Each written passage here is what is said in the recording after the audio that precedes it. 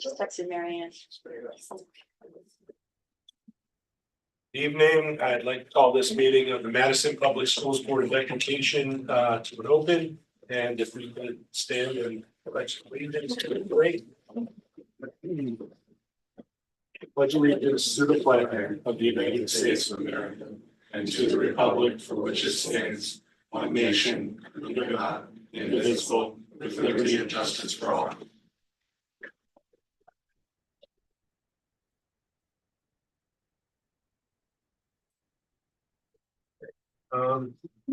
Looks like we have a good crowd of visitors today. We'll start with our school community session, which includes our public participation. And before we start, Emily will read the rules of the road. So thank you for joining us in person and online. The board welcomes public comment at our meetings. We ask when speaking to state your name and address.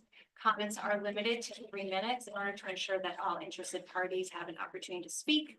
I'll give you a notice when you have 30 seconds left so we can move things along. We're happy to hear from our community, but at a meeting like tonight's, it should not be expected that the board or administration will respond. Public comment is not a time for public discussion. If necessary, the community member will be contacted for follow-up. And if you're joining us tonight via Zoom and you'd like to speak, please just raise your hand and you will be called upon. We'll typically go in person and online to alternate. So I'll start in person. Is there anyone who would like to speak?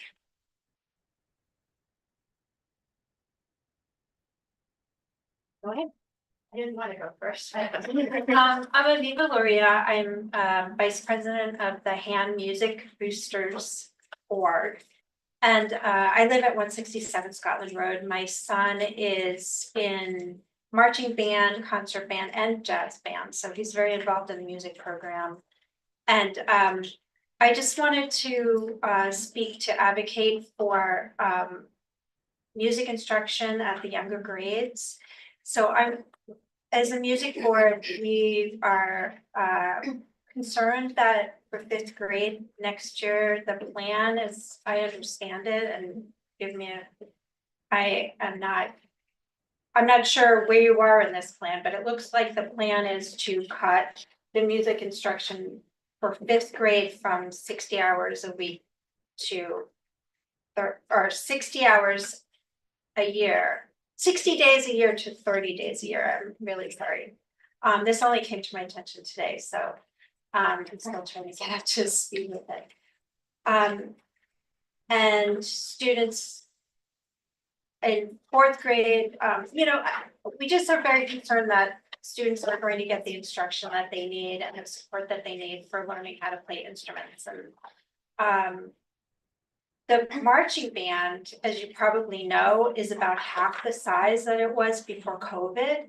So if we cut the time that younger kids are spending doing music, I'm concerned that that's going to even decimate the marching band more.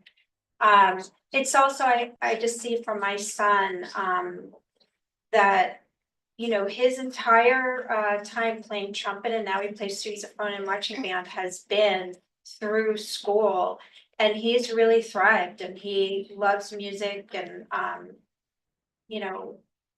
really gets so much out of it. And I think every student should be able to have that opportunity. Also, just the 30 hours the 30 days that we're talking about for 5th grade for the next academic year is 1/3 what the state recommends. They recommend 90 days. That's what our neighbor Guilford has. So that's 1/3 of what our neighbor's doing. And Guilford's known for their arts, and I would really like to see us put more effort into arts here and boost arts, and particularly music. Thank you. All right, we'll move to online folks. If you'd like to speak, just raise your hand.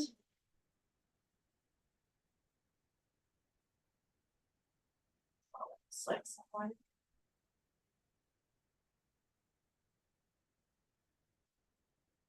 Randy, you can go ahead and unmute and you can speak. Hello.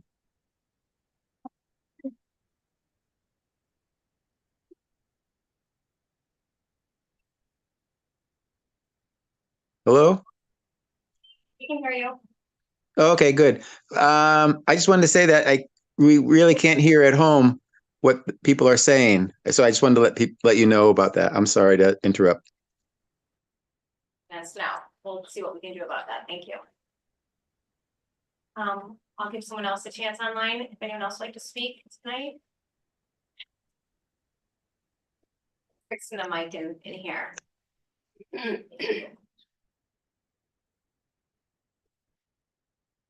Sandra, where do you want to go? That's different from this one. Emily, can you say something? Yep, so how about this? This is better? For the folks at home? I think Randy still has speaking privileges, right? Yeah. I'm showing full mic function. Okay, all right, let's go in person and we'll come back to Zoom when we can figure that out. Who else would like to speak in person? Hi, my name is Paul Sislo. I live at 230 Cops Road, and I have two boys in the fourth grade. My understanding is that you'll be reducing the contact time for Spanish by 60% and getting rid of the theater for the fifth grade. And I want to voice my concerns about that. All of the different reductions, those are the two ones that I are most concerned about. But all of the reductions represent a reduction in the quality of education that they're getting. And I came to Madison because of the education for my kids, and so I find that overall objectionable, particularly because there's been discussions with the PRC committee and others, and we haven't gotten a full explanation or a discussion that's helped us understand why it might be necessary for those reductions. I'm particularly concerned about the theater and the Spanish, the theater, because it's not just teaching theater. The skills they learn in that theater class really help them in life, getting over their fear of presentations and getting able to be persuasive in their discussions. And so I think it goes way beyond just the topic that's being taught, although the topic is also valuable. In terms of the Spanish, my kids have been having Spanish since they started in kindergarten here. But they only know one or two words. They wouldn't even remember the teacher's name until they got to the fourth grade, where it was every other day. And now they can speak in complete sentences. Not a lot, but they're doing much better than when it was just one day a week. And so I'd hate to see that reduction in the contact time for the Spanish, because I think you don't get much bang for your buck if it's one time a week. And if you're doing every other day with Spanish, you're getting a lot more value. A lot more education for the amount of time spent, and so I wanted to voice that concern. But I second the other point about the music as well, and some of the other reductions. They're all reductions represent a reduction in the education that they're getting from what the previous kids got and what the current standards are in this town. And so I find that very concerning, and I hope you can spend some time addressing that, addressing the parents more. And getting more feedback before making final decisions about that. And that's the main point I wanted to raise today. Thank you. All right, so are we good to try to get online? Yeah, we're learning more. Oh yeah, if you're joining us from the outside, there are some seats if you want to come in and make yourself comfortable. All right, so do you want to call on our next person? Does Randy want to speak? I think Randy just wanted to inform us that he couldn't hear us. Okay. So let's try Sandra. Sandra, you can go ahead and unmute.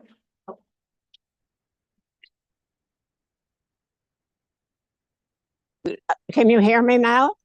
Yes, we can. Oh, great. I have just written an email to each of the members, and I would just like to read it quickly. It's not very long, and it was the best way for me to address the changes that I understand are possible at the Brown School. So I'll just read it quickly. Okay.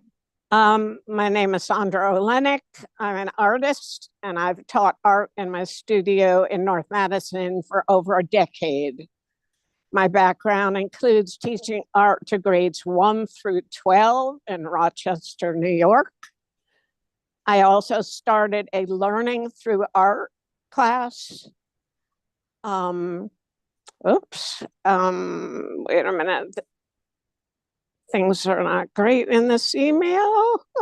I received, I was awarded a Connecticut Commission in the Arts grant. And I currently have 2 Brown students who I teach in my studio, and I've taught many others from Brown. I believe all the arts are a key to successful learning and living. Students learn to use more right brain creative thinking. Throughout history, when art flourishes, civilization has flourished. I address all the arts. Taking away the arts helps destroy the inner child. That is when we all naturally begin to dance, sing, draw involuntarily. These are abilities that are needed to be retaught now and in the future. Many adults have lost that inner child. Artificial intelligence will one day do away with many school subjects, I feel. Who will be the next writers if students don't experience independent thinking and solving problems? Test scores do not equal intelligence. Art promotes a forward and meaningful future. Reducing music will silence a chorus of blended voices and instruments. Why? The arts are a way to feel accomplished as students and adults. Finally, learning how to produce something of quality through study, trial and error, and hard work enhances any student's self-confidence. In my estimation, don't reduce important opportunities for these students. And I just want to add both of my grown children, Laurel and Birch, went to Brown. Thank you. Thank you, Sandra. All right, we'll move back in person. If anyone would like to speak, just raise your hand. Go ahead in the back, yeah. Hi, my name is AJ Miller, 109 Cottage Road in Madison. I've got 2 boys in school, soon to have a daughter as well, so I'll have 3 children in the school system here.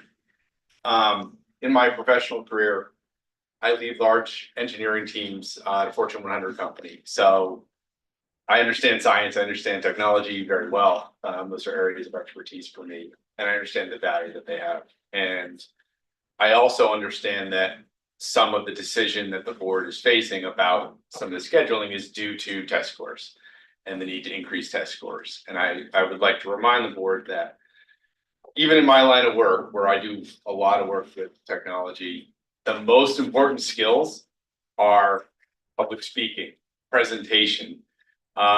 These skills that you learn in some of these classes we're talking about removing from these curriculums in lieu of doing more science and social studies work to increase those test scores for the town.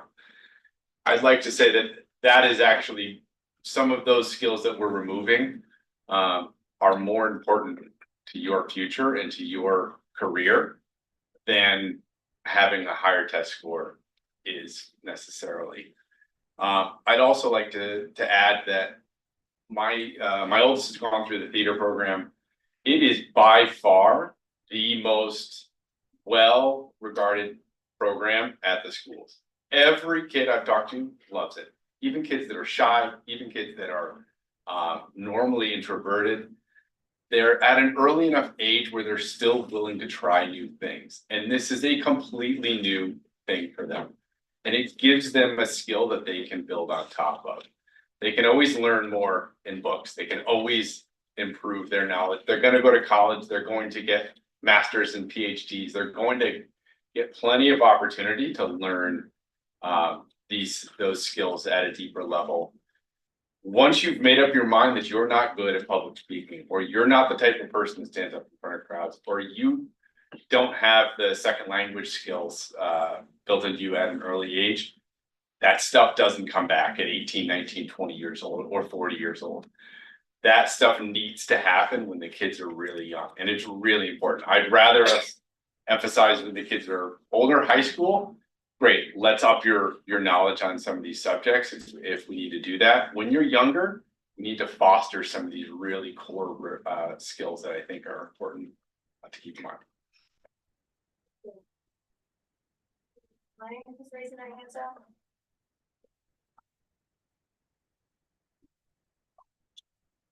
In person, anyone else like to speak? Yeah, go ahead. Excuse me, good evening, everyone. I'm Dennis Volpe at 454 Bartlett Drive.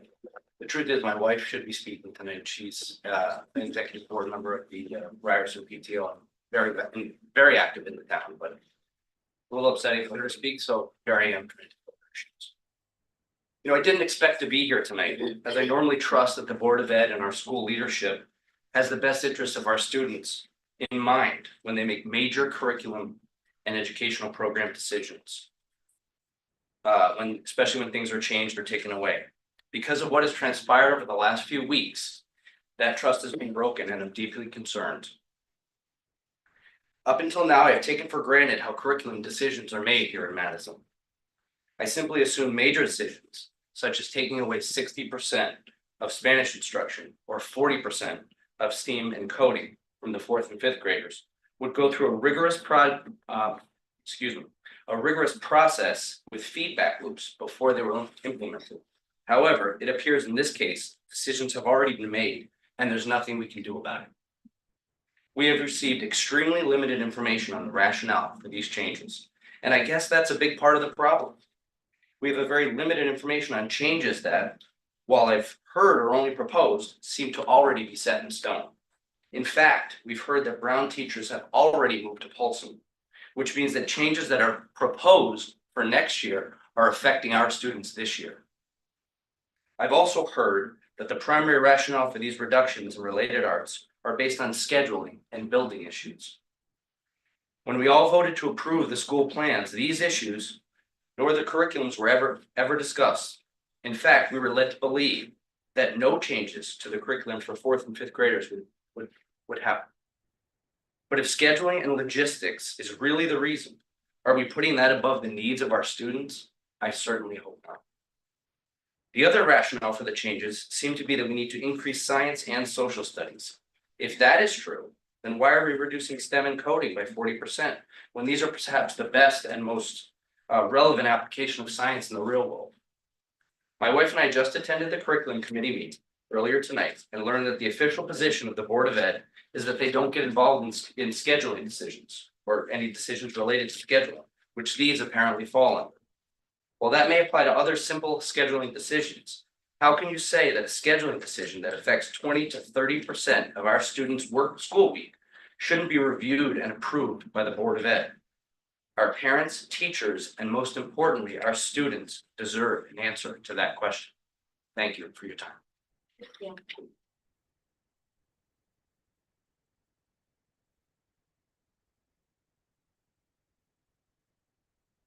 Someone online would like to speak? Go ahead and state your name and address, and you have 3 minutes. Hi. Hi, my name is Meredith Young. I live at 78 Wildcat Road. I, number one, just want to second everything everybody has said so far, but I also want to highlight that I have concerns specifically for our current 4th graders. I have a 4th grader, and they are going through a lot of transition. They have now gone from, Jeffrey or Ryerson to Brown, and now they're going to another new school, and then they're going to be going to Polson. That's a lot of changes. Going to Brown has been a great transition, I think, for a lot of students, specifically my student, and they have developed a lot of independence, especially with the changing of classes and with the electives has brought new enthusiasm to their school day. And I have a lot of concern about the feeling of them going backwards and what that's going to look like for them. I also have a lot of concern that I feel like as parents, we've been asking these questions since orientation in, I think it was June. And they kept saying, oh, we're going to talk about it. We're going to talk about it. And I still have yet to see a formal presentation on what it's going to look like. That's all. Thank you. Go ahead. Hi, my name is John Huffman. I live at 56 Cedar Croft Drive. And I'm mostly seconding things that other people have already said very well before me. I have 2 kids in the school system, including a current 4th grader. And as another person said earlier, my wife and I chose to move our family here and buy a house in Madison.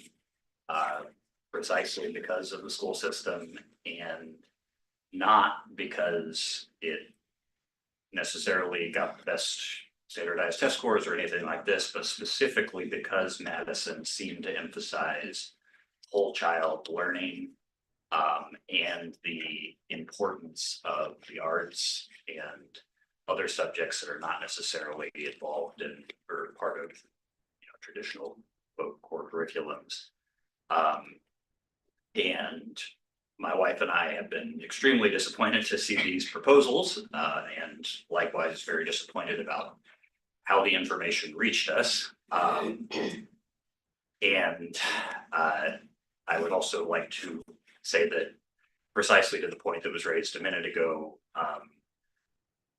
my daughter, who does struggle with shyness and making public presentations and self-doubt and everything, while being an extremely strong student academically, has really blossomed and flourished even from the fairly brief time she has had in the theater program with Mr. Price at Brown. And she also had the opportunity to participate in some of the Tiger Troop after school projects, and those have been, as great as so much of her experience in the Madison schools has been, they really have been some of the most important experiences for her so far. And I agree. I think it is incredibly important that they are happening at this point in her life when she can still build that sense of confidence. And I would hate for her not to have the opportunity to continue with the theater next year, and also for other students, including my younger daughter, to have that opportunity in the 4th and 5th grade years going forward. And I similarly am very dismayed by the extreme reduction in Spanish language time, which I again think is extremely valuable. I have spent a good amount of my academic and professional career making use of multiple languages for my work, and I recognize and am familiar with a lot of the research on the benefits of multilingual education. Again, I'm not articulating very well, but I would like to. Thank you.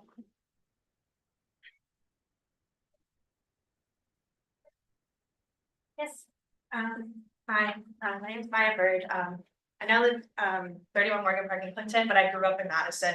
I grew up in the Madison public school system since I was in 3rd grade. I see many administrators that I recognize faces of, which makes me very happy because I trust that it's all in good hands.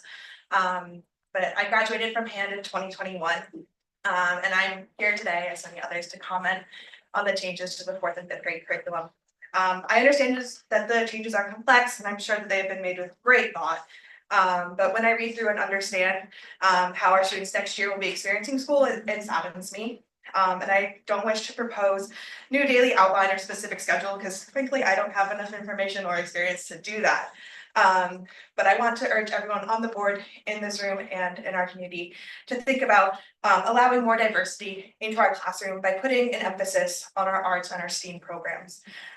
Language, music, art, all kinds of sciences build upon each other. It can really help students learn to think in ways or question the world or see beauty where others may not. These aren't the kind of things to push off until middle or high school. We as a community, as a school system, should be encouraging our young students to learn in a variety of ways so they can solve problems, they can navigate different social and academic scenarios and see all the possibilities that there are for their lives. I also want to suggest that by limiting the frequency of classes, especially those that may encourage different learning styles, Students who thrive in those classes or may have had them as an expressive outlet may lose those safe spaces or spaces where they feel that they are most comfortable and heard. As someone who is in orchestra, theater, art classes, the spring musicals, played sports, took French every year, I was in our games program, our STEM program up at hand. I still got a comprehensive education in my stats classes, in my English classes, in my history and physics classes. And I deeply urge the Madison public school system to see educational variety as an incredible value. By creating a more equal distribution between subjects, our schools can allow students to grow in the best way for them. Almost done. Our school system needs to be helping our students get excited about all sorts of subjects and allowing them to choose individual interests later on. Doing so will create our vibrant students who truly love to learn, which can help the Madison Public School system as a whole continue to earn accolades such as the Blue Ribbon status that Han did achieve last year. Thank you. Thank you. Anyone online would like to speak? Okay. Who's next? Hi. Oh, you sure? Yeah. I'll be fast. Hi, I'm Stephanie Amport. I live at 92 Bartlett Drive. I have a 7th grader, and I have a 4th grader actively. I don't want to hash out the past too much, but I get a little emotional at these meetings because the correct referendum failed for those who haven't lived in this community for 10 years, when a false narrative was played about the closure of Island Ave. The correct referendum was 2 new elementary schools built that would meet the needs of K through 3, and we would have kept Brown as is. That's the past. Now seeing where we are, I agree with all that's been stated, and also there needed to be more input before these changes are made finalized.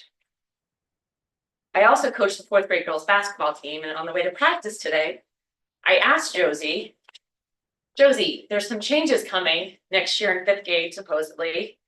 And one of those changes is that you may not have theater anymore.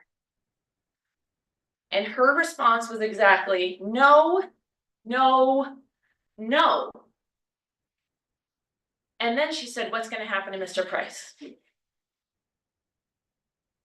And so I just want us to think about how impactful these teachers and these activities and these programs are on these children, if that's the response I got from a 4th grader when said, you may not have theater next year.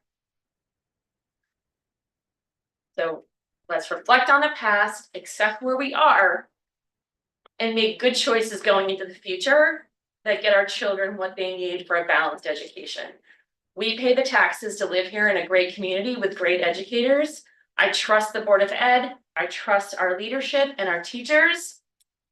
I want to not have to worry about this as much. And I want it to work the way it's supposed to work. And right now, I don't feel like it is. Thank you.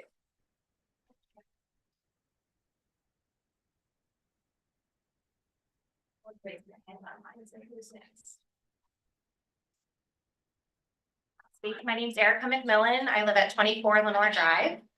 I wholeheartedly echo all of the comments that have been made, especially around the theater arts program. I have 2 students in the school system. One is in 4th grade, one is in 7th grade, and they are both complete theater nerds, and they would be really proud of me for calling them that. And both of their love of, for both of them, their love of theater was awakened by the program at Brown. My 4th grader currently has already been through that trimester and came home literally brimming over with stories and excitement about that class. And I think what we need to amplify right now is this idea of this window of time when they're in 4th and 5th grade. It's a really magical developmental time for them where they are still playful. They're still open to new experiences. Some of the things that have already been said, but I'm really concerned about pushing this first exposure to theater to 6th grade for a number of reasons. Number one, there's so many offerings at Holson that there's a lot of kids who will not opt to take theater. And if you don't give the kids a chance to be required to take theater, they won't find out what they're missing. And unfortunately, theater does have that stigma of nerdiness. And when you don't require the kid to try it, they're going to probably brush it off. And that just makes me so sad because of all of the reasons that people have already said of the value of theater arts and performance and the public speaking exposure and the collaboration with classmates to create a bigger project, a bigger whole than each individual person. And that kind of teamwork and that kind of caring for their classmate can't be taught through an SEL lesson. And it can't be taught in a high school public speaking class. This is where the kids are eager to continue to bond with each other in a way that just we won't have again in their development. I really urge you to, for you, the Board of Ed, and for our administrators to see the value of exposing the kids to this type of learning at this point in time in their development. And I recognize, and I'm so grateful to our administrators for putting in the time to help ease through these transitions of the building changes and the, you know, some of the things that Stephanie alluded to. And I also really think that as a community, we deserve to be able to have some input on this. And I am really glad that the Brown PTO brought this information to parents, because I fear that without having had that information given to the Brown PTO by certain employees of the Madison Public School System, that the parents wouldn't have been given this information until March. And March is very far into budget planning season. And I am very concerned that if we hadn't had the chance to give feedback on it now, that we wouldn't have had a chance to have any sway, if we have any sway at all. So thank you. Anyone online would like to speak? If so, just raise your hand and we'll come back to you. Oh. Anyone else in person? I'll go in the back first. Yep. Yes. Hi, my name is Jenny Nye. I'm at 66 High Hill Circle. I currently work as a data scientist and I have a previous career as a professional musician on Broadway. I recently learned of the proposed related arts changes in 4th and 5th, just through word of mouth. My oldest son is in 1st grade, so I really wasn't aware of what the current curriculum was. But when I saw the reductions proposed for so many important enrichment areas, it just greatly concerns me. All of the areas with cuts are meaningful to a well-rounded education, but I'll just focus on music because that's the one that I'm most familiar with personally. Seeing that cuts will be made to a music curriculum that already falls short of state and national standards is highly concerning to me as a parent. You're probably all aware of the numerous studies showing how music education is incredible for the growing brain, especially at those younger ages. It synthesizes motor, cognitive, and sensory systems in a way that builds neural pathways that other disciplines just can't create. It builds pattern recognition for language development and teaches kids grit, resilience, and persistence. This fall, I saw the niche report naming Madison as a top 10 school district in Connecticut, which we should all be very proud of. I was curious what those other top 10 schools offer for music education. In researching those districts, I found that all of them have not only regular general music instruction, but also ensembles in the 4th and 5th grade. Greenwich and Darien have a strings program starting in 3rd grade and band in 4th. Westport has orchestra, band, and choir starting in 4th. Avon has a strings program starting in 4th. Farmington offers 4th grade strings and 5th grade chorus, orchestra, and or band, where students can pick 2. Glastonbury has 4th and 5th grade band and chorus. Ridgefield starts choir and orchestra in 4th grade, band in 5th. Wilton offers strings in 3rd and band in 5th. So Madison is really the outlier here. We're not only cutting time dedicated to music education, we're also lacking robust ensemble opportunities for our 4th and 5th grade students. We need better offerings with full ensemble and small group lessons opportunities weekly. I personally know many trained musicians. They work now as lawyers, doctors, engineers, teachers, and more, in addition to those who continue a career in music. What these people all have in common is that they are problem solvers and lifelong learners. This is what I want for my children and what we should want for all of our children. By falling short of the state and federal standards for music, we're really causing a detriment to the children of Madison. I would also just lastly like to relay that parents of younger students like mine are hearing about these changes and are worried for their kids. We don't have a good forum for getting the correct information about the existing and new curriculum. I spent a lot of time chasing down contacts with older kids or people on the PTO so that I could better understand what was happening. The related arts cuts affect all families with young kids, and we really would like more transparent communication about the changes. Thank you. Someone online? You can go ahead and speak, just say your name and address, and you have 3 minutes. Hi, can you guys hear me? Yes, we can.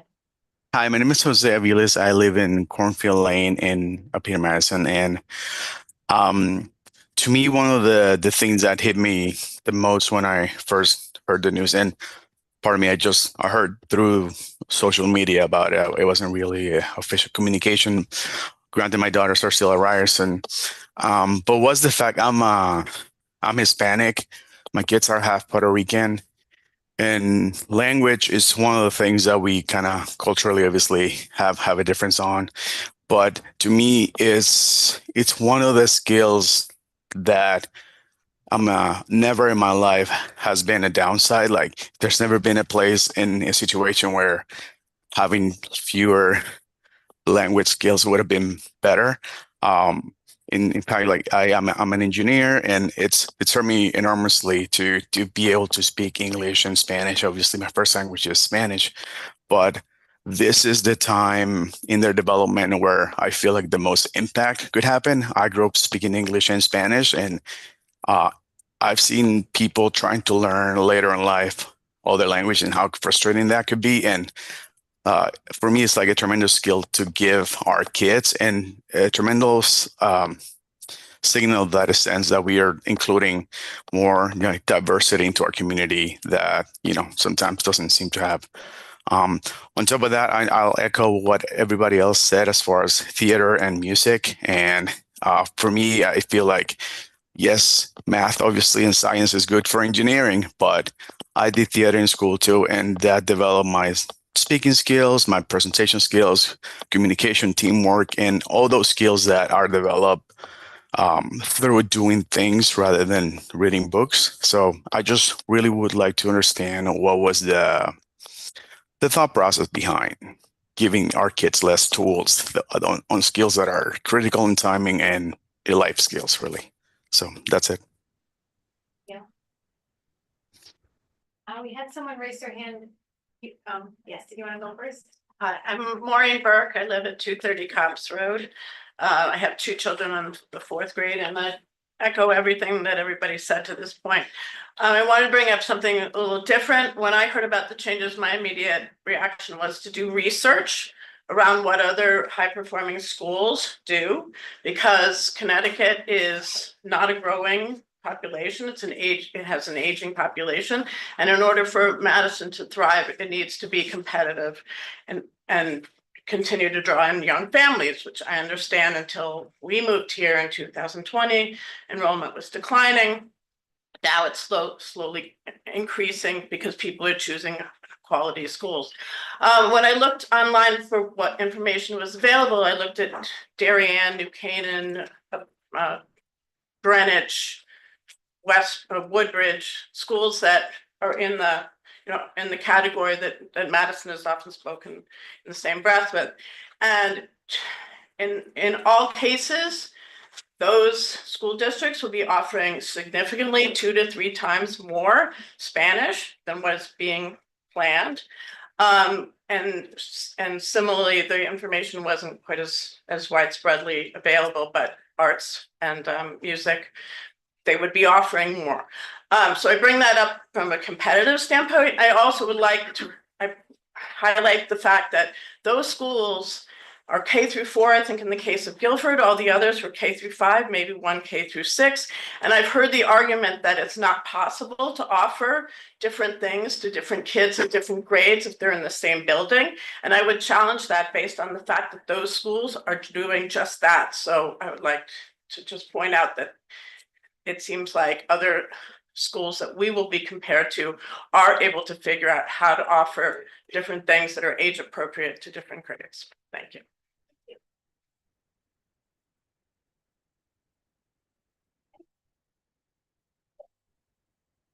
Hi. That's okay, you go ahead. Sorry. My name is Melanie Lottie. I'm from 280 Opening Hill Road. I get the feeling I'm in a room of theater kids and it feels really good. So I'm glad everyone's here. So many wonderfully smart, powerful, passionate people who are civically engaged. That's what theater does, especially when you're engaged in it at an early age. So I really echo everything everyone said. I moved to Madison with my family in 2019, primarily because of the strength of the school system. I have a third grader, a neurodivergent third grader at Ryerson who loves school. He's deeply engaged in music, theater, and foreign languages. I'm also concerned about the proposed changes to related arts offerings in 4th and 5th grade. You can't build and maintain strong music ensembles or theater programs at the high school level without creating a pipeline of enthusiastic and well-trained upper elementary school students. Similarly, you can't achieve fluency or proficiency in foreign languages without taking advantage of the critical period for language learning that it will close around age 10 or 11. All these skills require years of practice and effort, and it sounds like the school system to date has done a pretty good job with most of these, and seen that the results are worth the effort. I think we need high quality music ensembles, theater arts experiences, and world language programs to support our children's cognitive, social, and emotional development. These experiences improve standardized test scores and result in better college and professional outcomes. I'm an alumni interviewer for Yale, where I attended college, and I speak with 5 to 10 Daniel Hand High School students per year who are aspiring Yale undergraduates. They generally love school here, and I think it prepares them well for these sorts of college experiences, but the vast majority of them kind of lament the fact that there isn't more support in the community and the schools for the arts specifically. And it's unfortunate that such a well-funded school system isn't doing more, particularly in the arts. And I think that if we decide to do less and not more, that would have a detrimental effect. So along with other folks here, I urge the Board of Ed and anyone else in a decision-making capacity to look to the model of other high-performing school systems and prioritize related arts offerings throughout the K-12 experience, because arts education is education, and it's not optional, and it's really, really important that we can have conversations like these. Thanks a lot. All right. Hello, my name is Beth Azabeda, 81 Silo Hill. I have a son at Ryerson and daughter in 4th grade at Brown. When our daughter ended her time at Ryerson, all she could talk about was, "I can't wait for Brown." Her first month at Brown was an absolute joy to watch. Her growth and development was astounding. I believe our daughter was most excited about gaining more independence, freedom of movement, the assortment of related art specials, and the amazing teachers and different students she interacted with each changing day. Oh, and the lockers too. As a parent who stayed involved and attended the school meetings related to this Brown transition, I always heard the question asked, are the 4th, 5th graders going to retain their freedom of movement and mix classes as the current model allows them to do now? The answer from the leaders to the parents was yes. I am dismayed and frustrated that this proposed plan has now turned that answer to a no, with the core classes staying together throughout the whole day. Who exactly made this decision, and why are we hearing about it now? This needs to be clarified to everyone. Your recent communication announced we are retaining the 2-team model. That is a deceiving comment. Your proposal is not retaining the current model of Brown at all.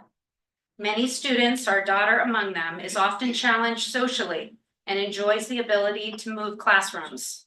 Mixing up kids. This is a huge element to social and emotional development. Sometimes a relief is needed from the core classroom, a break from conflict. Many of us can probably relate that 4th and 5th grades can be a very, very challenging time in this area. By the model you're proposing now, you are also removing more teachers that interact with our students. The more teachers, the better, as we know kids respond to different teaching styles. I've also heard from parents of older children that the current Brown model greatly improves the transition into Polson.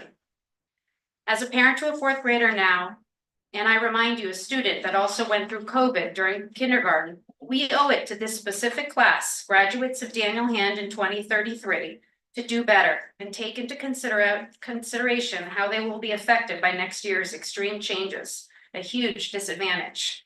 Can you imagine growing up and losing half of your friends in one school year?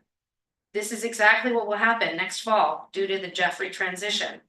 And now you will also be taking away their special related arts classes and independent schedules. That is too much for one class to bear.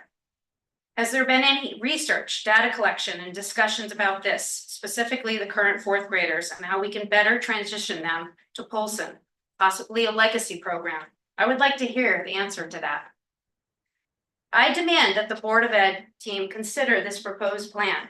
Do not cut related arts and add back in elements of the current model. Your proposal needs further discussion and input by all involved, including parents, teachers, and everyone on this board. If there is a will, there is a way. We're hoping our voice will be heard at this level to work through these issues and find a way so that there will be no need to go further. Thank you.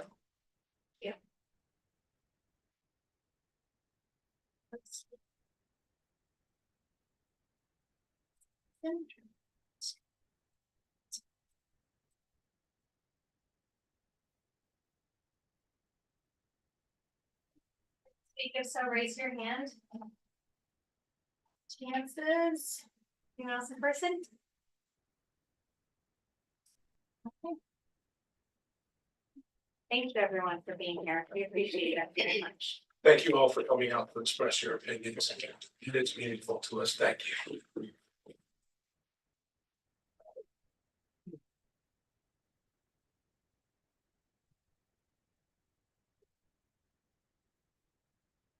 Okay, next we have the superintendent's report, which will include the requested budget presentation for next year. Dr. Cook. Yes, thank you, Chairman Buxton. I'm going to move to the table, my presentation.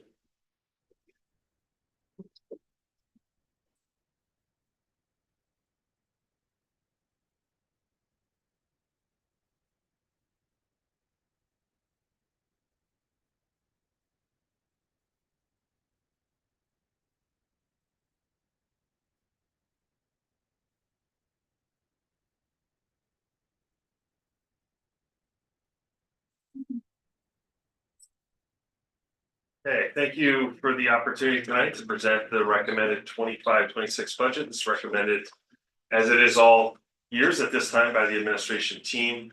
I always start by sharing that this work really does start in early September.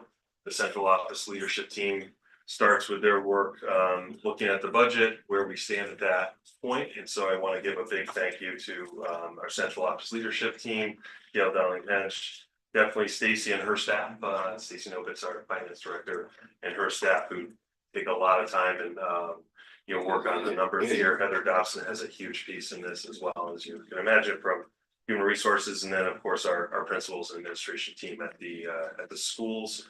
This work does not happen, just at the central office or leadership level. It does start at the teacher, staff level at each of the schools, where the staff are given an opportunity to provide input into this as we go through a process that, as I mentioned, starts in September. So lengthy process before getting to you tonight. Similar to last year, we have the same basic, major items that we want to share with you, and just kind of highlight what's going on in those areas that lead to a budget increase that I believe, again, will be one of the smaller ones in our area, but there's some reasons for that I will share and highlight throughout. Couldn't start without really sharing, some of the highlights of our students' achievement over the last year. Since we've seen you last, I want to share. The board is very familiar with the Blue Ribbon Award that Daniel Hand received, and that was for high achievement. And so, one of the very few high schools and nationally that has been recognized for high achievement. Oftentimes, it's for closing a gap, but then this looks at all the students in the building. Would not be possible with all students achieving success.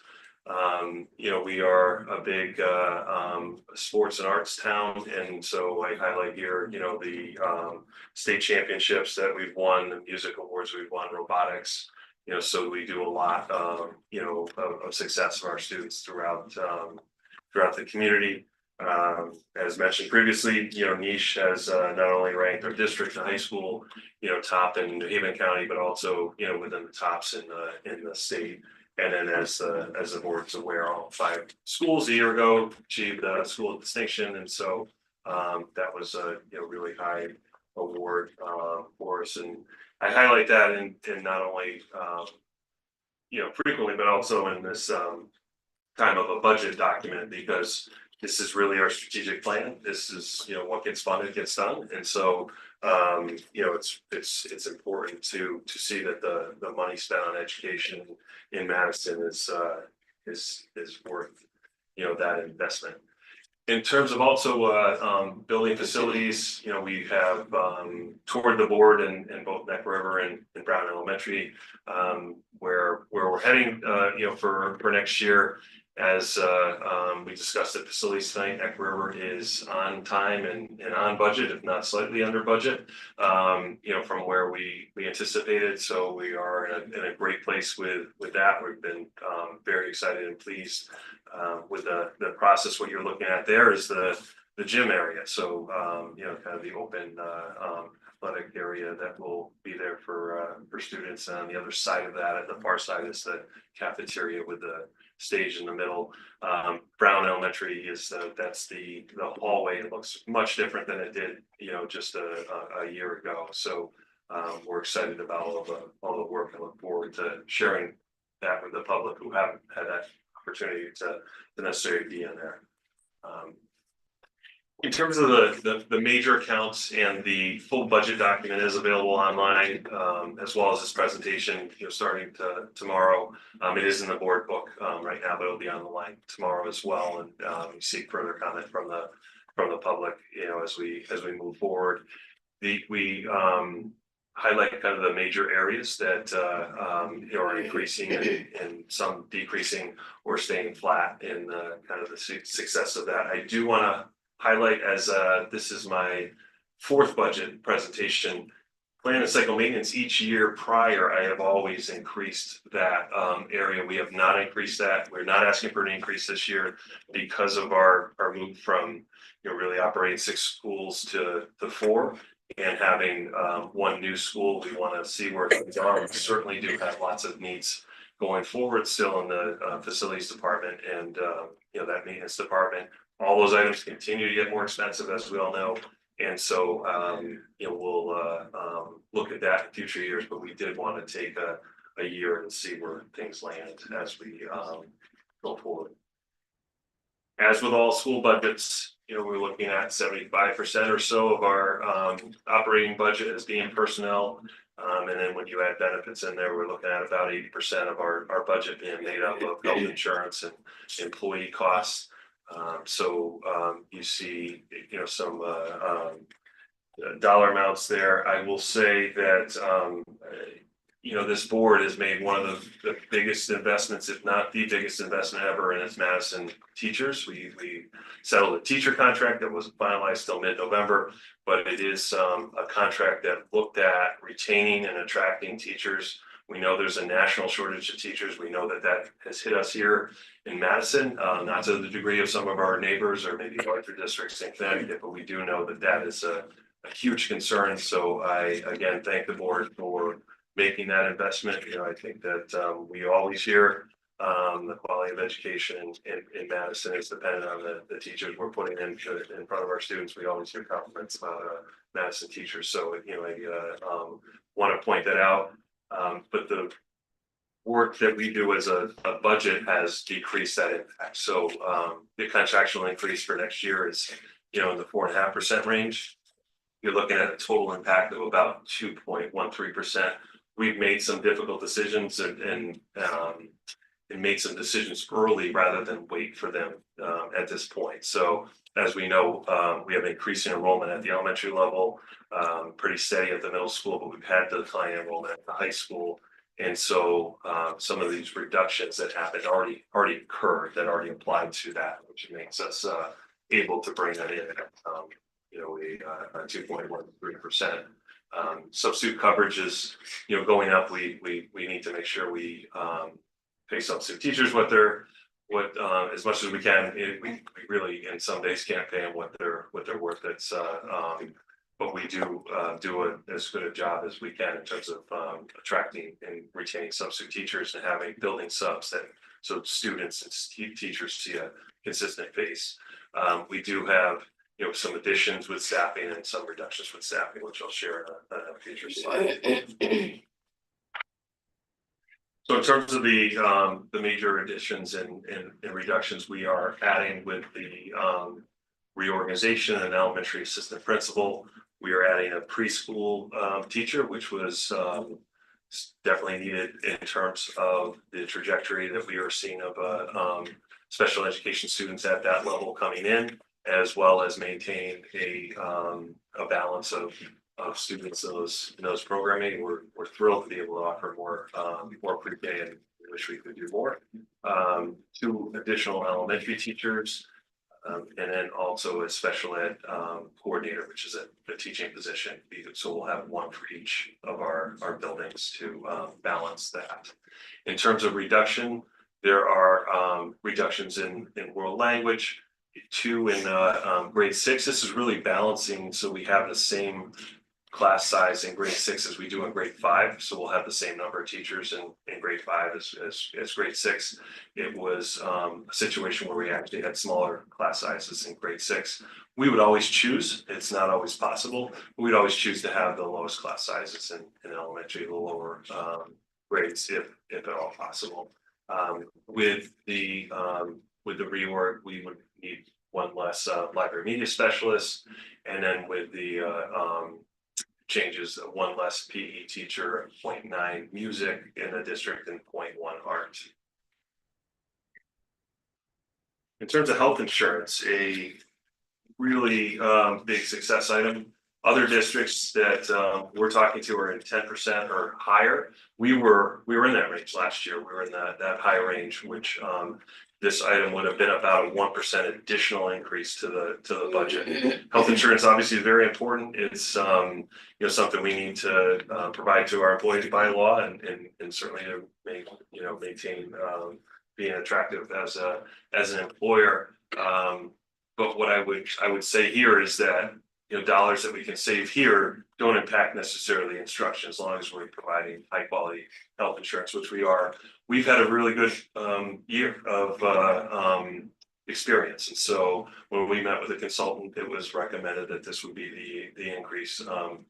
Again, I know we've heard from other districts. I know board members have talked to other people in other districts. We had a legislative practice where board members were concerned about health insurance costs going up in other towns. We've been back to another good year. This is probably an outlier though in terms of a good year. I don't want to promise that or give any indication that this is going to continue on in the future, but we will take advantage of it for this year. And that comes from, as I said, positive experience. Another area that is really an outlier for us, excluding personnel. So you saw some increases in personnel on a previous slide, but we do have a decrease in public and private placements, and then a contractual increase in transportation. I do want to highlight the transportation increase as being 2.5%. Again, our neighbors in other towns are seeing 4.5%, 5% increases in transportation. So we continue to benefit from a contract that we negotiated 4 years ago, and we continue to get good service. The bus driver shortage continues everywhere, and so that's not necessarily related to the increase in that area. We've done some work with the bus company to try and attract and retain bus drivers. A little bit more detail on the special education, why that's not going up or staying flat. We had students aging out of a transition program, so that, as board members will remember, twice we've had an extension of that program. It used to be till the 21st birthday, then it was to the end of the 21st, the year that the student turned 21, and now it's to the end of the year the student turns 22. And so we haven't had to increase that program, which is a phenomenal program and very successful. we've had to increase that. We are now at a point where students are aging out, and so we're able to see some savings in that. We continually work to keep students in district and keep students as close to home as possible. And that comes in the form of less expensive placements, but we also feel that they're better for the student. And then we continue to collaborate with area districts on transportation and programming. Facilities, one of a pretty big challenge in terms of budgeting for facilities this year than previous, going from 6 sites to 4, but actually taking 3 offline and then adding a new one that we received that quote right directly from Eversource based on the square footage of the building. In terms of the 3 buildings coming offline, we will maintain those till January 1st, 2026. So we will be the stewards of those buildings, at which time we will turn them over to the town. The town is aware of that. We work closely with them, and so they are budgeting for the other half of that year. We have a reduction in repairs and maintenance at TCLC, Ryerson and Jeffrey. A utilities reduction because those buildings going offline. A utilities add for Neck River, and just to clarify what I think would be a question: why is Neck River Utilities basically about the same as 3 different buildings? One is square foot, and then also it is geothermal, which uses more electricity. Our hope is that a year from now, we will be adding solar panels to Neck River after we've gone through a year of the building line, and that will reduce that electricity amount to potentially 0. That would be our hope. And then, as everyone that pays for electricity knows, that electricity has gone up on its own, through the state 18%. So we're also having to adjust for that for our other 3 buildings as well. In terms of some miscellaneous operating items, we are adding additional reading materials for our K-3 reading program. We are we went through the NESC process and had a very successful visit, so we do not need to fund that. And then there's also some purchases from the reconfiguration that were in last year's budget, or this current year's budget, that will not need to be in next year's budget. We do have some consumables going up, so that's why you see the core dues for organizations, and then some contractual increases as well. Technology, oftentimes pretty much every year, the technology items that we use are going up based on the subscriptions or the contracts with those items each year. The reading program was GEODS. That was the program that our elementary teachers are piloting right now. And so based on that feedback, we want to continue that. And so you see that on the next slide is $109,000 for that throughout the district. As the board is aware, we looked at bookworms as another potential reading program, and our teachers and administrators, looking at that program very thoroughly, are not recommending that. We feel that our Madison written curriculum is stronger, and even though that I would cover the final 2 pillars that the state is looking for us to cover, we are not looking to we're not recommending the purchase of that. And I will say, as we share again, I know we talked about it at the curriculum committee, we do not have the time to do all those programs together. It's just basically not possible within any drafted out English language arts block based on what those programs each recommend for minutes each day. This is the last year we have a cost for the construction of Daniel Hand High School. So 20 years ago, it was put on the board side of the budget. And the board has paid for that cost out of its operating budget. And then the last 5 years or so, we've had the declining debt cost. And so this is the last time. So it's really good news, mostly good news. And there's some bad news that next year we will not have the benefit of a reduction in that. As you see, the budget would be 0.58% higher if we did not have this reduction. But the great news is that Daniel Hand High School is paid off. And so it's a great thing to celebrate at the end of this year, I believe. Just again, to recap the budget, it's a 2.27% increase. You know, again, it would be higher and it is in fact higher because we do have that declining debt. We, you know, so you see the biggest increase in the personnel benefits, health insurance. Again, last year, that was over a 1% of the budget increase alone. You know, a great success story there. You know, transportation again is another area that other districts are seeing higher. Special education costs again higher, and facilities. I think it's a reasonable plan given where we're at. We have the declining debt service. So this is a budget that really is looking at, you know, and understanding that we do have a $90 million investment in our schools coming on that we are paying for, you know, starting next year. We've started some already, but the impact, you know, is pretty great next year. And so I think we're very cognizant of that. But we are, you know, getting a lot of things here that, you know, are not, you know, we're not shortchanging ourselves in terms of, you know, it's really the other costs that we're saving. We're had some major increases, as I shared, with contracts that we're certainly due, and you know, great investment in education in Madison. Here's the highlights, just another way. That's the same slide as I started off. I think it's important to show the impact. And you know, the budget request is $1.5 million. That's not insignificant, even though the dollar amount does seem low. That's not lost on us as a district that doesn't have a lot of support for funding from the state. You know, so our support for funding, you know, federally and state is one of the lowest in the state. And so you know, I'm pleased we did hear the ECS money is basically staying flat for next year, but that's $360,000. And so that's not a lot of money that we get, you know, from the state for that support. And as the board knows, we lost Title I funding for this year. We found out about that in September. We expect it to return, but we are not placing that into the budget because we do not know at this time if we would have that back.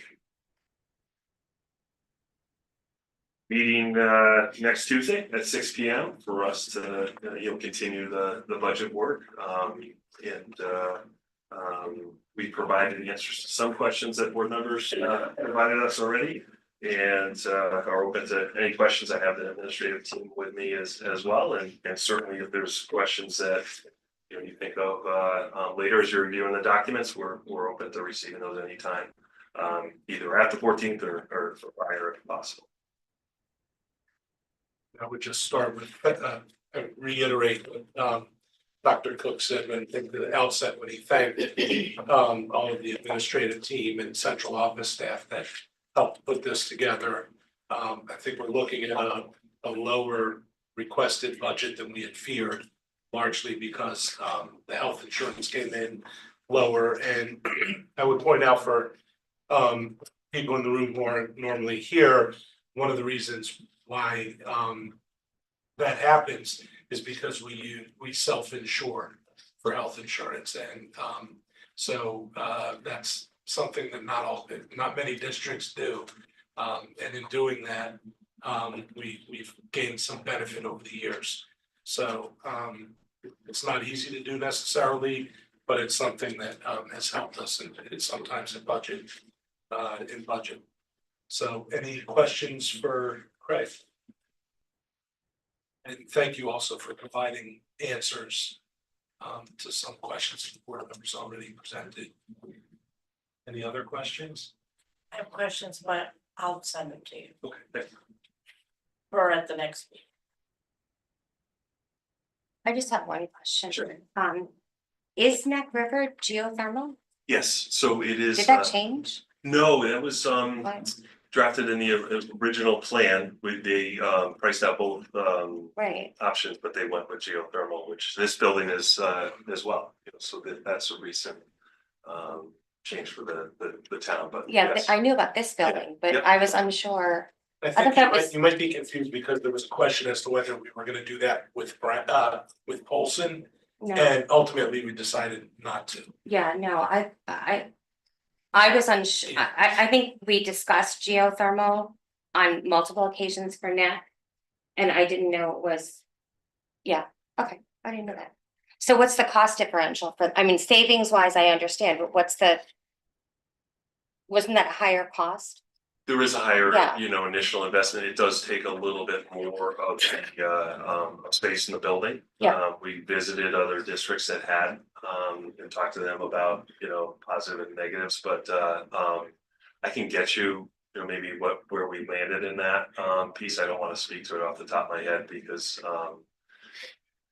just I'm not exactly sure, but I will say that $200,000 basically for the electricity cost. That's the cost of running the building for next year.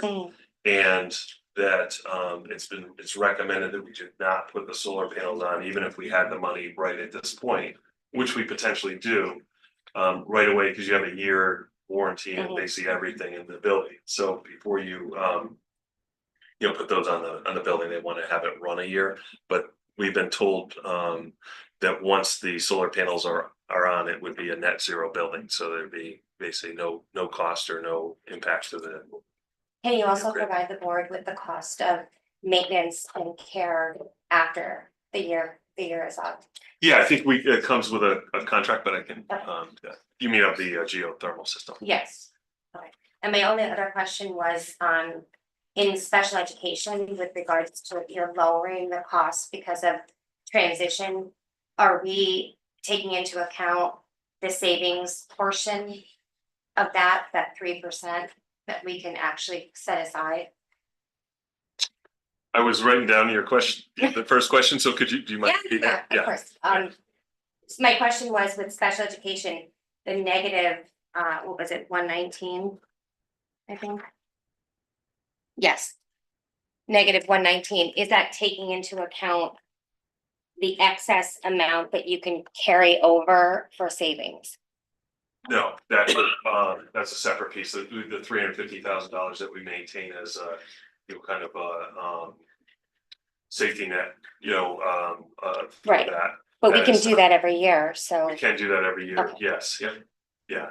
So, That is, the direct cost that we believe at this point, what those placements will cost next year. Now, what Liz does every year with her team is contact them, try and get what costs those will be for July 1, at this time, and sometimes we're able to get that and have to estimate. Sometimes we are able, sometimes we get it, put in actual, other times we have to estimate because we've had private facilities that won't tell us till say March or April what the cost will be, but they're usually in the 3 to 5% increase range. But we're looking student by student. She works with Stacy's staff and looks student by student on those placements.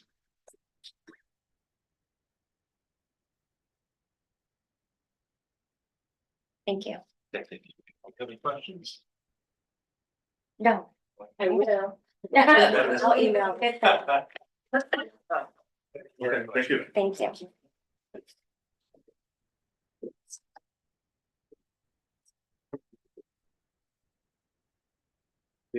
Hey, well, Craig's making the long walk back over to his seat up here at the board desk. Board member comments, any board member comments? I actually have. Yes, some. go ahead. Yeah. So my comment would be based on the talk tonight and the comments tonight, and based on some of the negatives or decreases rather in the reductions. If we can then, as a board, get some type of document that spells out what the reductions are for Brown, if we're just going to single out Brown, or what the reductions are based on workforce and then based on curriculum, so that we're all clear with what the budget has and what's being cut, if you will. And so we can make a sound decision. One thing that I would just respond is. Sure. The 4th and 5th grade instructional scheduling model that I think is at issue. Yes. What you're talking about. is not budget driven at all. It's schedule driven.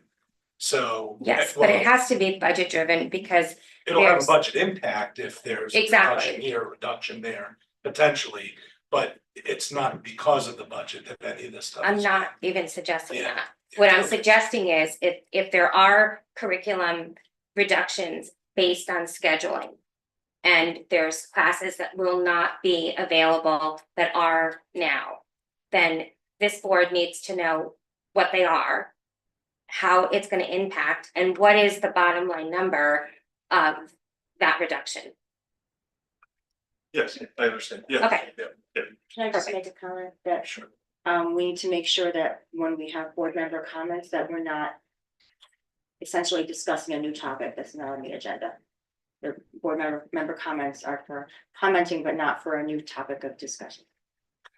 I mean, that was a Procedural. request for information, so. And I was Yeah. budget oriented. So, all right, thank you. And I do have one other comment, is that I would like to congratulate and thank our colleague Galen, who has recently stepped up and volunteered to become the chair of the CIP committee. So congratulations and thank you. So.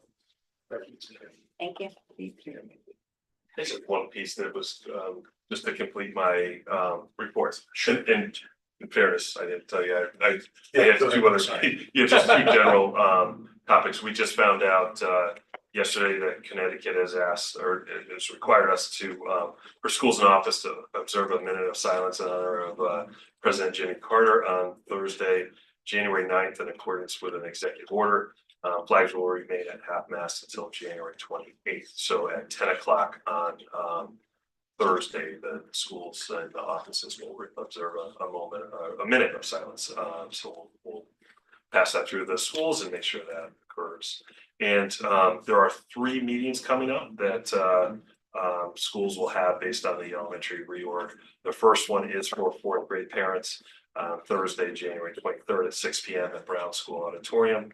And then there's a meeting for Jeffrey families, Monday, March 3rd, at 6 p.m. in the Jeffrey School cafeteria. And then there's a meeting for Ryerson families, Monday, March 3rd, because you wouldn't have families in both situations and it would be the same information shared, but that's at March 3rd as well, 6 p.m. in the Brown Auditorium. So we'll be sharing the information, and any families that can't join that night, we'll share that after through the PTO, through our website, district communications. So thank you. I just wanted to put that. And I apologize for cutting you off when we were walking back over. I didn't realize you had more to go. Whatever.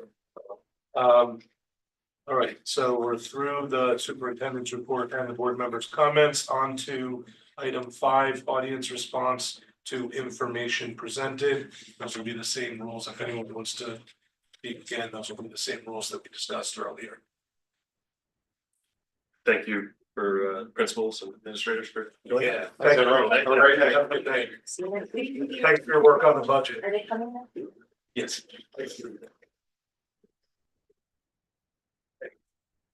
Okay, no further comments? All right, thank you. Consent agenda. I need a motion to approve the consent agenda. Second. Diane, thank you. Any discussion? Discussion? All in favor, aye. Opposed, nay. Any abstentions? Motion carries 8-0. Thank you. Perfect. Five, 6, 7, 8, 9. Sorry, 9-0. 5-0. Now we move on to board committee and liaison updates, and we'll start with the curriculum and student development meeting. Report from Stephen. Thank you.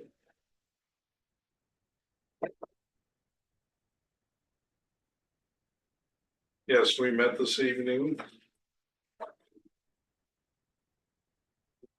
Mary Ann Connolly, Kathy, and myself. The agenda was several curriculum adoptions that they're seeking board approval. It's in about 6 different areas with several courses within them. I'm going to highlight what I think are some of the important points that were generated in the meeting. But I encourage people to look in their packets for further detail on each of these curricular areas. If it's of particular interest to you. So the first area that was discussed, and these were new courses. They're going to be offered next fall, is in the CTE area. And it is sports performance and nutrition course. Part of the discussion was, was this something that students had expressed particular interest in? Excuse me. And the response to that was yes. I mean, that was one of the results of student surveys in some courses that, we thought would be popular, or the schools thought would be popular, were not on the part of the students, and this was something that they wanted.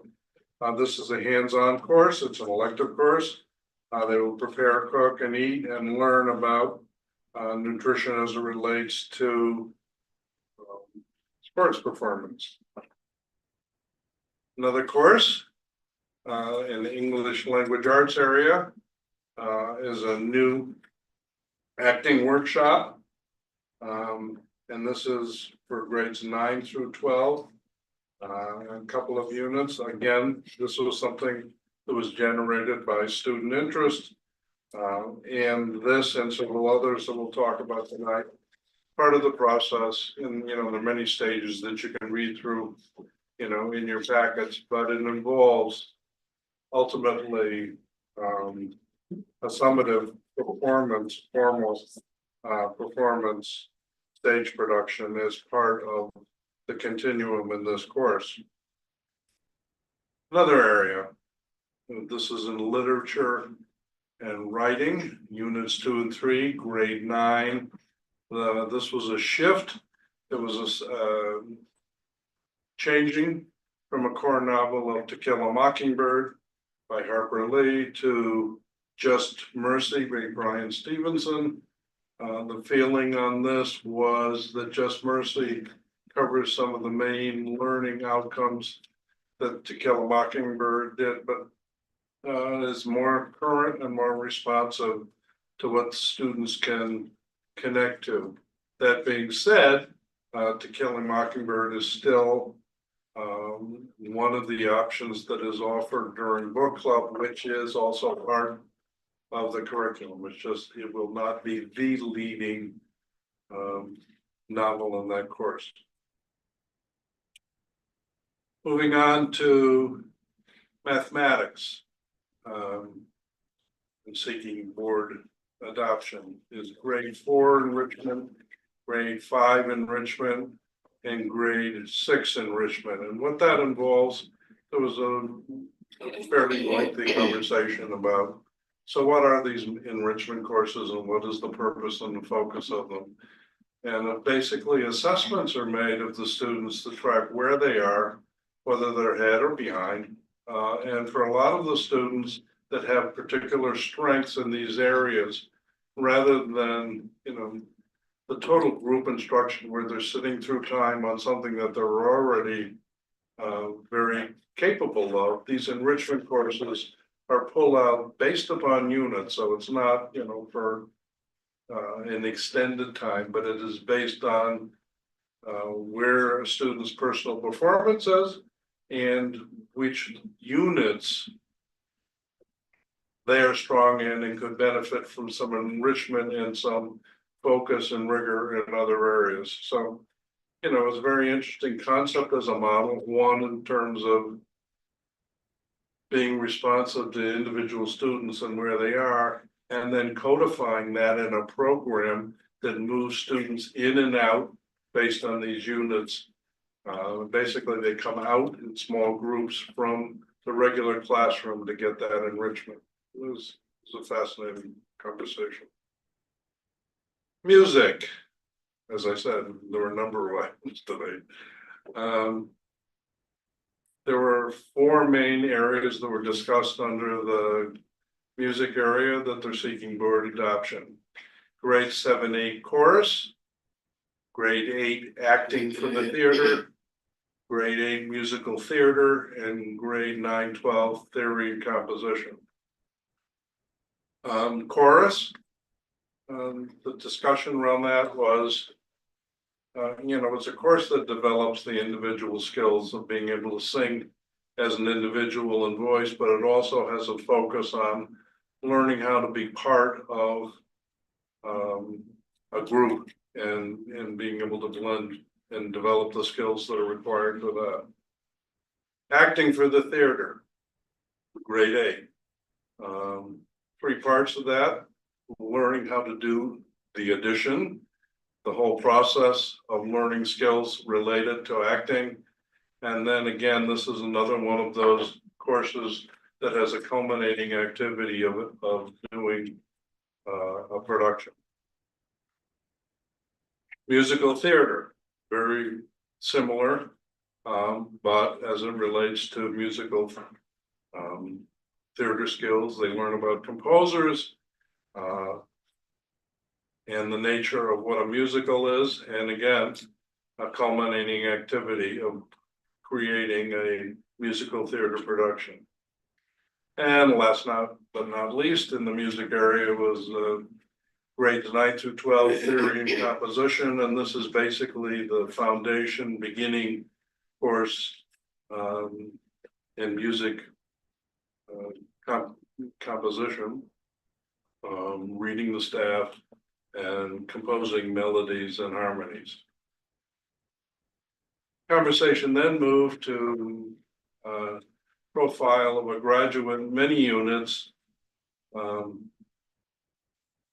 and some of the really stellar independent study activities that students have done as a result of the profile of the graduate work, and that was, if you look in your packet, you'll see some of the results of that, both in terms of the music and theater and a variety of things in support of that.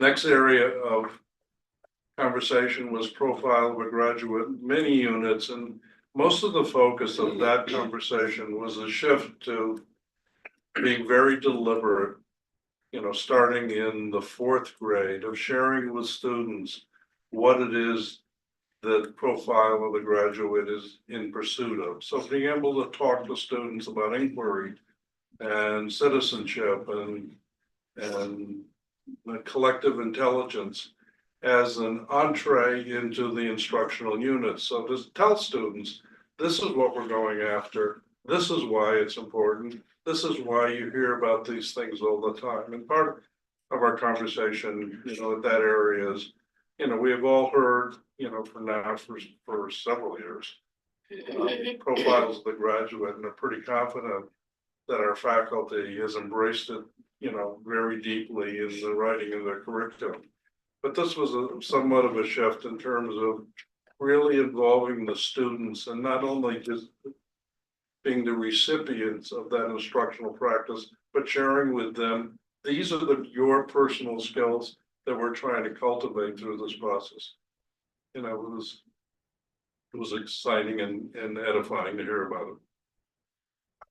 Social studies, curriculum ready for board adoption. This was mostly a result of a change in the state standards, social studies standards, that we're not talking big changes here, but it involved some revised units, cultural communities in Connecticut, which speaks to the shift in changes in communities from Native Americans to current day, exploring Connecticut's history and then Connecticut's government, which essentially doesn't change. World languages, curriculum ready for board adoption. Latin 2, there are 4 units there, and American Sign Language, 4 units there. You can see in your packets the details of that. In ASL 2, there's a strong focus on being aware of deaf culture and bringing some of those experiences to the classroom. I think, yeah. that is essentially it. There were comments from the public, and they were essentially in line with what we heard this evening that related not directly to what we were talking about in the curriculum committee, but to concerns about changes to the schedule on the 4-5 level. And we adjourned at 6:38. Any questions? I have a question that's slightly off topic. So you're talking about the theater and music changes that are gonna come to the next board meeting for us to adopt, right? And that's all high school level. So didn't we just recently adopt the curriculum for the lower level, the younger levels? That's middle school as well. Oh, Was okay. presented, yeah. So it had work That from was 4, 5, 6. this work here, Yeah, was that, 7, 8, sorry. 7, 8, and high school as well. Okay, so So there was a lot of the areas of curriculum, they're extensive, there's a lot of writing. The music department was a first round adoption, so there were some courses that they didn't make to the threshold in the time period. These are the courses that they didn't get to write and get formally adopted. So that's why they're moved to formal adoption now. They just finished them. I guess I'm just curious as to when we adopted the music and theater curriculum for the younger ages, because based on the discussions that were happening tonight or the comments that were made, there was a lot of discussion about curriculum changes, but we haven't actually changed curriculum. Yeah, I tried to correct that language. It's about a model that we're talking about. It's a delivery model. Curriculum comes within the framework of the model and is written and adopted for that framework. So yes, in fact, we do have curriculum that's adopted for, say, theater. We have a theater curriculum that went through the process. But just like at the high school, if you don't have enrollment for a course, we don't offer that course and that curriculum does not get implemented. So a lot of the curriculum work that they're talking about tonight is electives, so it's kind of a standalone. The exception to that is Spanish. That would need to go through a revamping and readoption. I just wanted to clarify that. Thank you for doing it. Stephen, any more questions? All right. I just want to make a yeah, comment go ahead. as a member Thank of the you. committee, no problem.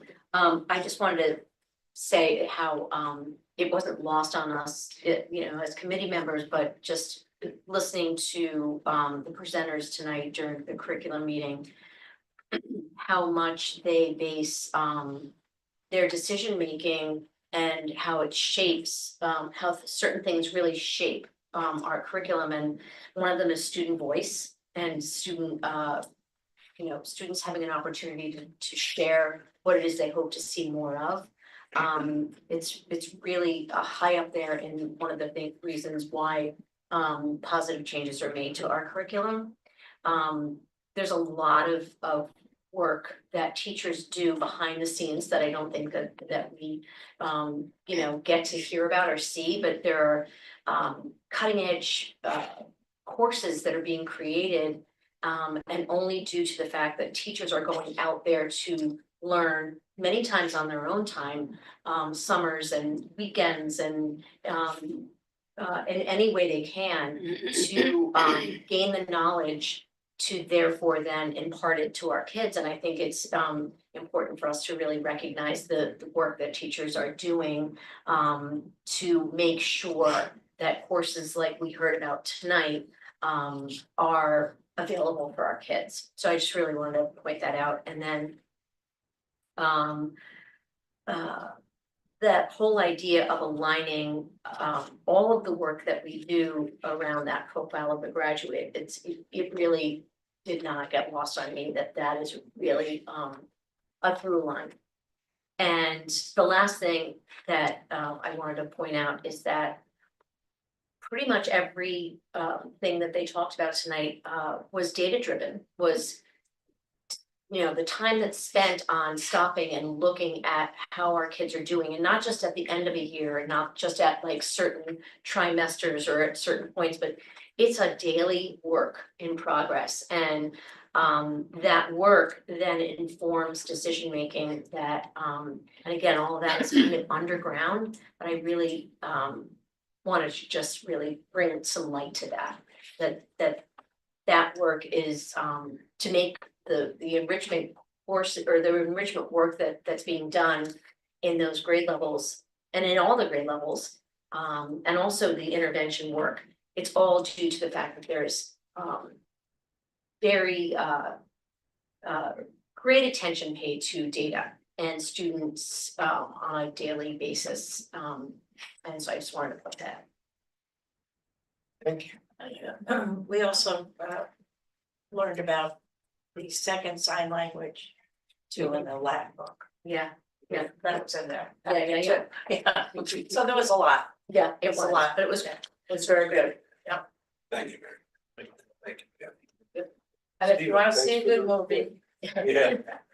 See. All right. Yeah. Next is Facilities Committee, which also met tonight. Emily?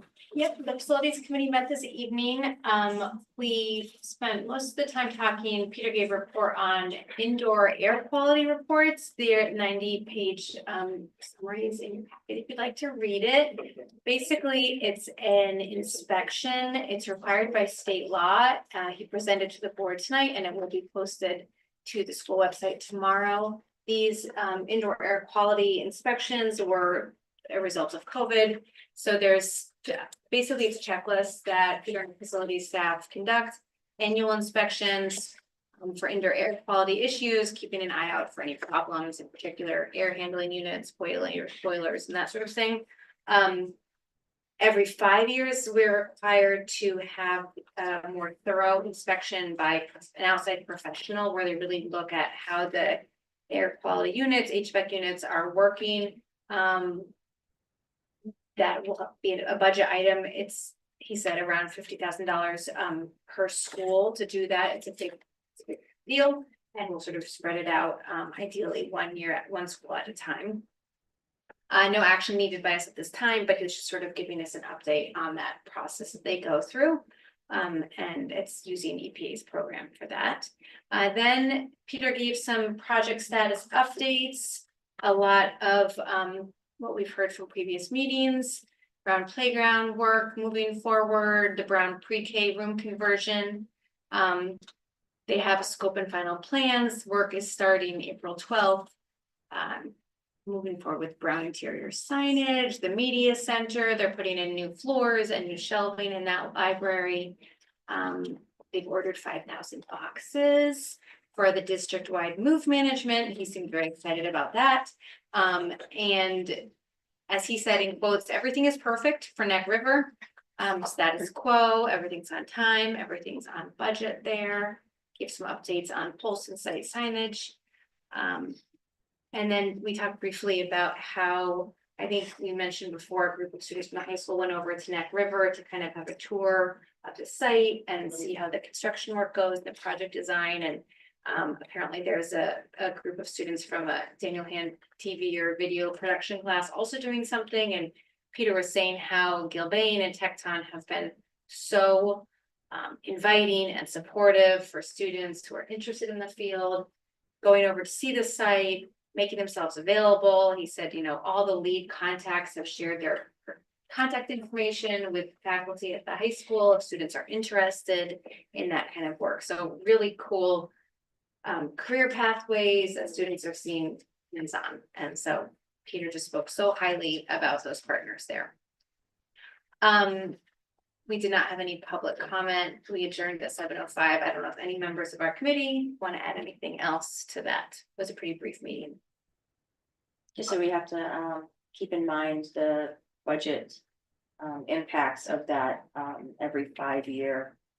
So they were originally going to have it be like all at once, and then because there's only like 5 professionals in the state that would be doing all of the work for all of the schools and all of the state, where some 20% of your buildings per year have to be done. And he would have to submit it like as they come in. So most likely the Daniel Hand and Neck River will happen at the same time. And those reports would go in at the same time. So then looking forward, it'll be 5 years. 100,000. It'll be 5 years from then. Oh. It's every 5 years that Yeah, you have 5 to years, pay. sorry, yeah. So in 5 years, those two schools would then come due at the same time, and that would have a definite budget impact. It would have to be its own line item or something like that. And then again, you have to include Brown and Polson as well. So hopefully they will not be the same year, but it's whenever it happens. And that's just how it will be. And then the one bit of good news that Peter shared with us is that while it's a fairly expensive, a fairly costly expense item in the transition budget to conduct the move. And you have to hire a company to do it, whatever. The quotes that we got came in better than we feared. And so that part of the project is also looking to be positioned very well in terms of budget and time. So it's always good to hear. Any other questions for facilities for Emily? Seeing none, thank you. Finance Committee, Galen. All right, thank you, Seth. We had a very short meeting on December 17th. It was opened at 5:34 and closed at 5:50, in which Dr. Cook and Stacy previewed many of the issues that we modified in tonight's presentation. And I don't believe there are any questions at the meeting. No questions from finance? Thank you very much, Galen. Personnel Committee, Maureen. We have not met, there's not. Okay, thank you. Policy Committee, Diane. Everybody's looking forward to this one. So as you know, I like to tally up the policies that we've either rescinded, reviewed, or adopted or revised in the past year. So in 2022, we did 102, and in 2023, we did 82. And so that bowl represents how many we did in 2024, and we did, drum roll, 103. So tonight we start the new year with another policy for review, a second reading tonight, policy 9210, role of board and members. And the reason this is up for review again is because we added language to include adoption of the district vision and mission as a board responsibility. So if you read it in your packet, which you probably should have already, you'll see it's literally like 1 or 2 sentences that changed. And because it's a 9,000 series, it requires a 2/3 vote of the board. And that's an action item for tonight. End of report. Oh, we did not meet in December, but we will meet on January 21st. End of report. Anybody have any questions for Diane? Anybody have any questions about the item that's on the role of board and members that we're going to be voting on later? No? Okay. Thank you. Oh, thank you to Zoe for all her hard work. Yeah, thank you. So, learn liaison, Marianne. So we met on December 12th. And we had a superintendent's perspective, Susan Leonard for Norwich superintendent. And Ashley Alcren, curriculum coordinator. It was interesting because we talked a little bit about the reading and they talked about geos and all the same things that we have talked about. So that was very interesting. I can leave this if someone wants to read the whole thing. Then we just went to agency updates and Kate Erickson just gave, a short highlight of all the different changes in all the different schools there. But there's a lot, we meet for like 3 hours, so. If you ever want the printout, and we're meeting on Thursday. Any questions? Thank you very much, Maureen. Maureen, no. That's Marianne. Thank you very much, Marianne. Sorry. All right, action item number 9. I need a motion to adopt the proposed geometry textbook, Geometry Concepts and Connections. This was presented at the last meeting. So moved. Second. Stephen, and second was Marianne. Or was it Maureen? No. All right, any questions, any discussion? All in favor, aye. All opposed, nay. Motion carries 9-0. All right, action item 10. I need a motion to approve a donation from Steady Photography to Jeffrey Elementary School in the amount of $1,611.68 for student activities. So moved. Emily, can I get a second? Second. Second by Diane. Any discussion? I guess I just wonder what, so for student, you know, how does that work? I mean, if. Most of the photography companies now offer like I'm not gonna call it a kickback, but that's the easiest way to, Yeah, based on the money they make, they'll give a certain percentage back. For the pictures, to the- yeah. of the school pictures. They do this every year. Okay, yeah, they give like a percentage, yeah, I just. Any other questions, discussion? All in favor of accepting that? Aye. All opposed, nay. Any abstentions? Motion carries 9-0. Thank you. Action item 11. I need a motion to approve policy 9210, role of board and members. And again, that's just a single item to address the board reviewing from time to time the mission and vision statement. So. Second. And seconded by Mary. Who's that, Kathy? You can put Mary Kathy. Mary Kathy. We just knew her all together. No, I looked, you were hiding behind England and I heard it coming from that direction. And I was like, no, that's Kathy's voice. Yeah. All right, Sorry. any questions or discussions on the changes to the role of board and members, policy 9210? Seeing none, all in favor, aye. All opposed, nay. Any abstentions? Motion carries 9-0. Thank you. Action item number 11. I need a, 12, sorry, thank you. Action item number 12. Motion to approve the minutes of the December 10th, 2024 Board of Education meeting. Oh, that was so last year. Can I get a motion? Someone. Diane, can I get a second? From some Marion. voice I recognize. Thank you, Mary. All right, any discussion, any requested changes, edits? All in favor, aye. All opposed, nay.